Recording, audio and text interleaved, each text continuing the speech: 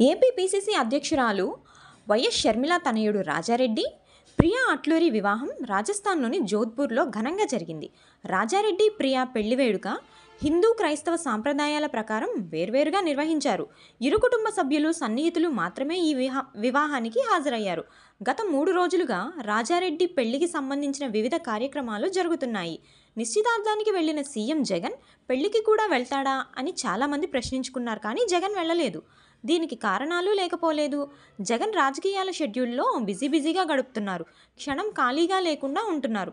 ఒకవైపు సీట్లు మారుస్తూ, కేటాయిస్తూ, మరోవైపు సభలు పెడుతున్నారు. ఈ నేపథ్యంలోనే జగన్ మేనల్లుడు పెళ్లికి రాలేను అని తల్లి విజయమ్మకు చెప్పారంట సీఎం జగన్. ఎందుకంటే ఎన్నికల సమయంలో క్షణం ఖాళీగా లేదు. ఈ టైంలో నేను అంత దూరం రాలేను అని అన్నట్లు తెలుస్తుంది. సీఎం జగన్ షెడ్యూల్ కూడా బిజీగా ఉంది. ఇక్కడ ఏంటంటే మేనల్లుడి పెళ్లికి వెళ్ళకపోయినా రాజారెడ్డికి మంచి బహుమతి పంపినట్లు తెలుస్తుంది. అతి ఖరీదైన కోట్లు విలువ చేసే గిఫ్ట్ మేనల్లుడికి ఇచ్చినట్టు తెలుస్తుంది. అలాగే సీఎం జగన్ ప్రత్యేకంగా వాళ్ళని కలిసి ఆశీర్వదించాలని కూడా చూస్తున్నట్లు తెలుస్తుంది. ఇక సీఎం జగన్ వరుస సభలతో ఏపీ మొత్తం దద్దరిల్లేలా చేస్తున్నారు. రాప్తాడు సిద్ధం సభ మాత్రం రాష్ట్ర చరిత్రలోనే పెద్ద సభ అని చెప్పొచ్చు.